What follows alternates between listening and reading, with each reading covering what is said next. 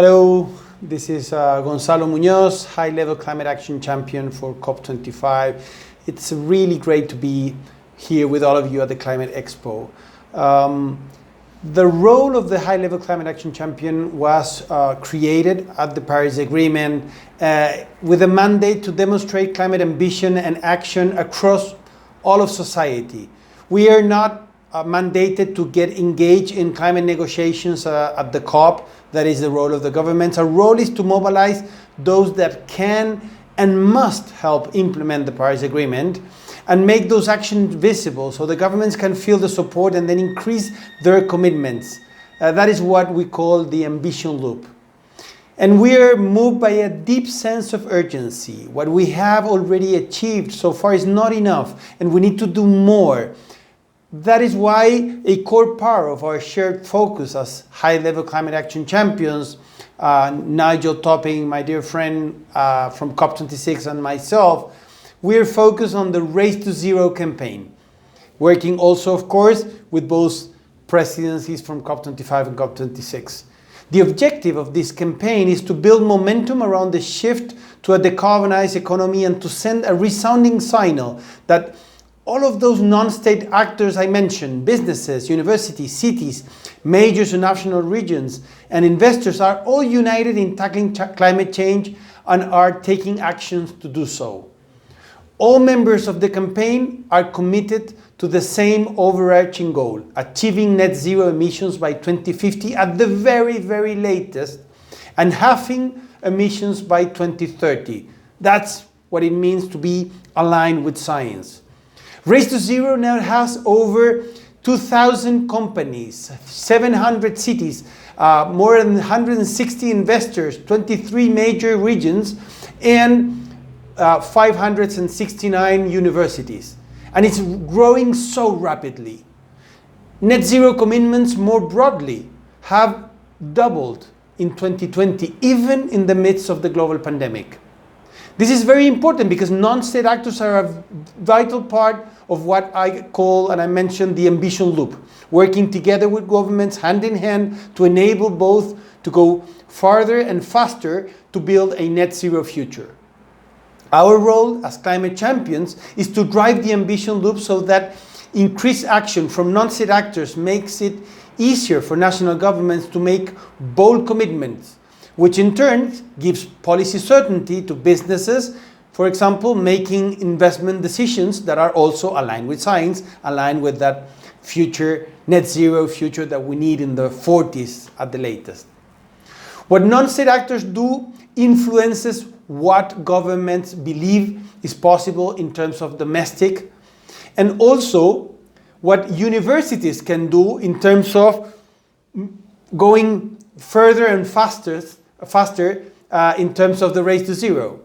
So in advance of COP26, networks and institutions working in further and higher education are coming together to add their support to the initiative that would be shared with key governments, officials, and the media.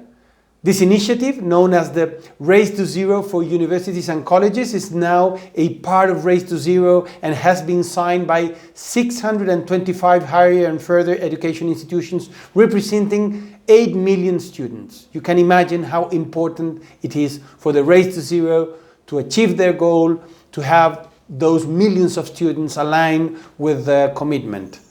By joining this initiative, the signatories are committing to collectively step up to the challenge of climate change by supporting a 3-point plan.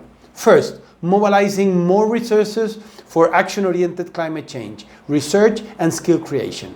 Second, pledge to reach net zero by 2030 or 2050 at the very latest. Third, increasing the delivery of environmental and sustainability education across curriculum, campus, and community outreach programs. In advance of COP26, signatories will produce a plan on how they will achieve net zero with interim targets and make this publicly available and update on an annual basis. We'd like to get, of course, as many universities into the Race to Zero as possible in advance of COP26. I would say we need them. So higher education institutions have a lot of the knowledge, skills, and expertise that we can use to help accelerate our transition to a zero carbon economy. They are an absolutely crucial element of the race to zero emissions. Universities can contribute in higher education institutions and have a lot of the knowledge, skills, and expertise that we can use to help accelerate our transition to a zero carbon economy. They are a crucial element of the race to net zero emissions. Universities definitely are contributing and will contribute more and more by first the curriculum. Future generations will be the hardest hit by climate change, but they can also be equipped with the knowledge, the skills, and capabilities to pioneer our journey to a healthy, resilient, low-carbon world. Also, it is important for universities to increase the delivery of environmental and sustainability education across curriculum, campus, and community outreach programs, but also by influencing the minds of future leaders who come through their doors, and therefore ensuring we are building heads, minds, and hearts that we need for a net zero future.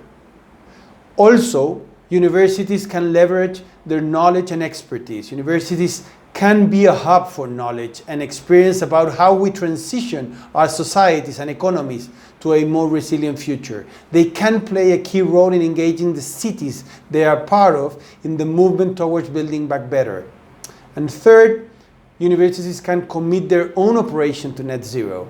So educational institutions, of course, have the platform to demonstrate leadership through initiatives like the Race to Zero for universities and colleges to show all of society is behind the transition we need to make. There is a need for academic institutions to move towards green infrastructure and energy, and therefore we expect that there is an inspiration growing in the center of all universities. So I would like to call for universities and colleges across the world to commit to the global climate letter ahead of COP26. Together, we'll be racing for a better world, a zero carbon world, a resilient world, a healthier, safer, fairer world, a world of well-being, abundance of joy, where the air is fresher, our jobs are well paid and dignified, and our future is clear. To get there, we need to run fast and get faster. We need more and more people to join the race, and right now. This is not about 2050. It's about today. So we, Nigel, I, the whole climate action agenda are calling on universities and colleges around the world to commit to the Race to Zero for universities and colleges ahead of COP26 and join us on the Race to Zero. Meet you there. Bye.